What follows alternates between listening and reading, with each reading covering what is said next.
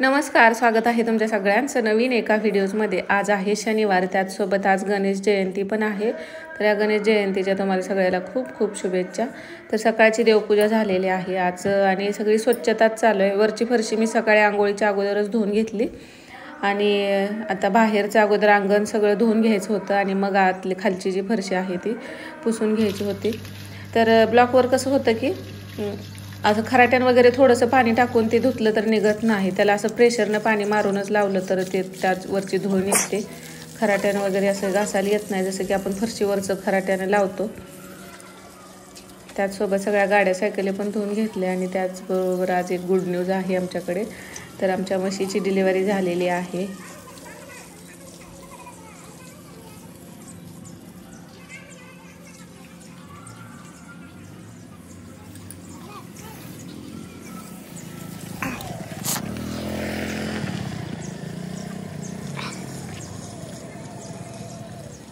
तर आमचं शेत आहे ते घरापासून लांब आहे, दोन्ही बाजूला आहेत पण ते लांब आहेत। तर तिकडे जायचं झालं तर वैरण ते आणायची झाली म्हशीला तर त्याशी स्कूटीवर सायकल पण धुवायची।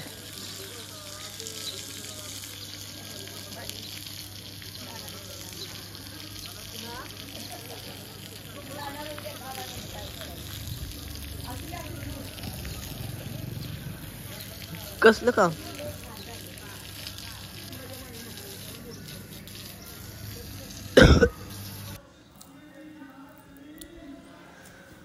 आता बाहेरचं धुवून पण एक 10-15 दिवस झाले असतील आणि लवकर नाही धुतलं तरी आपल्याला म्हणजे असं ते धूळ त्यावर बरीच राहते। झाडून नुसतं काय तेवढी धूळ निघत नाही। आता खालचं धुवून झाल्यानंतर तुळशीचा कट्टा हे सुद्धा तुळशीवरती सुद्धा असं पाणी मारून घेतलं आणि आता आतलं पुसून घ्यायचं होतं आणि नंतर मग स्वयंपाक करायचा होता।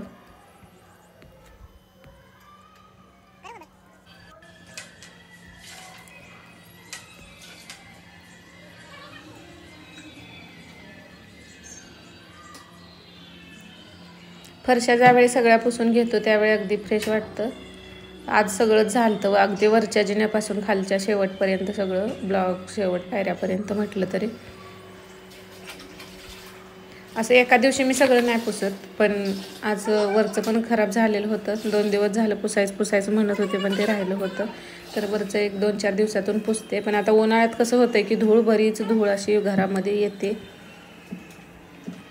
वारं पण असतंय त्यामुळं।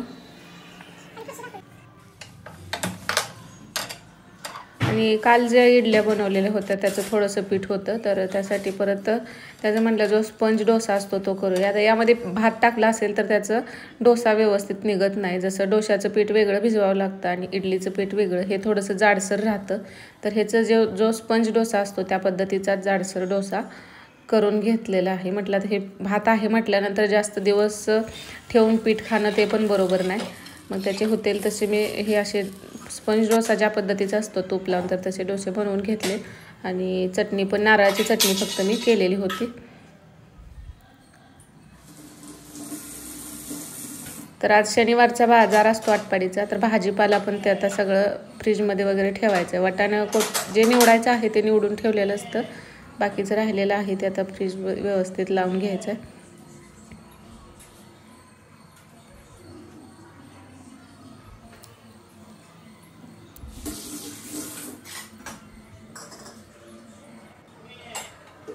तर इथं आता संध्याकाळचा चहा करायचा चालू आहे।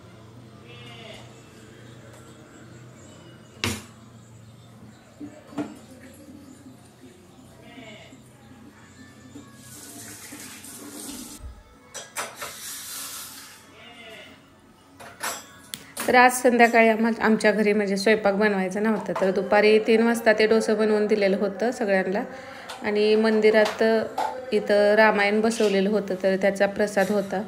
तर मुलं ती सगळीच तिथून खाऊन आलेली, त्यामुळं संध्याकाळी आज जेवण नव्हतं बनवायचं।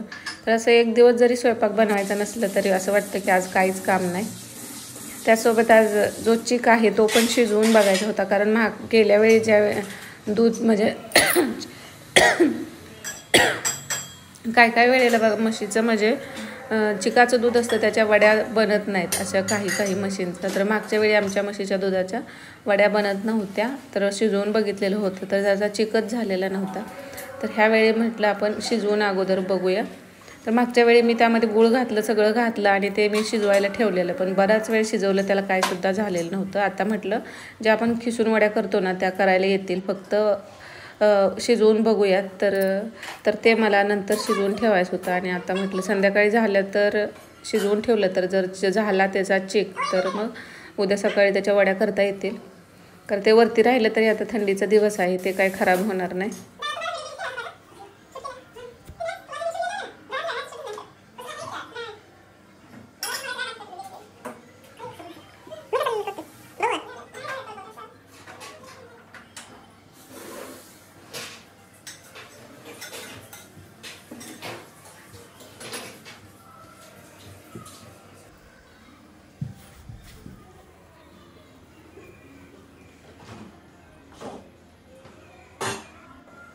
तर हे सगळा भाजीपाला आता वटाणाच्या शेंगा होत्या त्या सगळ्या अशा डब्यात सोलून ठेवलेले आहेत. आता वटाणा कसा जरा स्वस्त आहे, 30 रुपयाला अर्धा किलो, 60 रुपयाला किलो असा मिळतोय.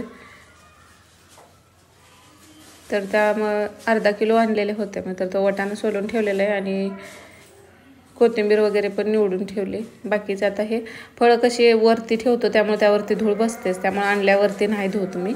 नंतर जसं कोण खाईल तसं मग ज्याचे ते धुवून खातं.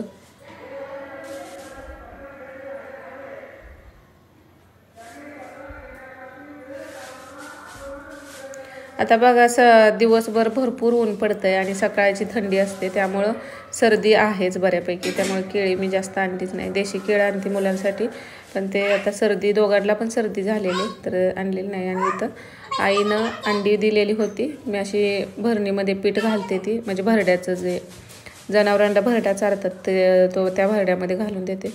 आणि वांगी पण घरची होती, ती तिनं दिलेली होती.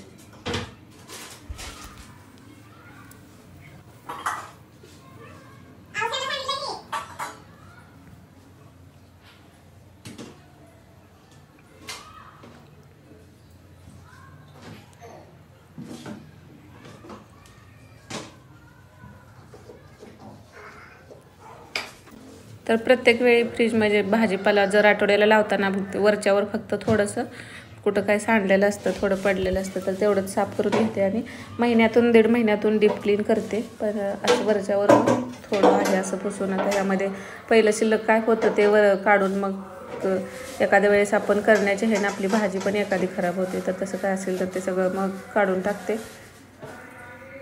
भाजीपाला जास्त झाला की असं होतं की म्हणजे करायची म्हटलं की राहून जातं आणि मग पालेभाज्या आहेत त्या जर पटकन नाही केल्या की त्या खराब होतात.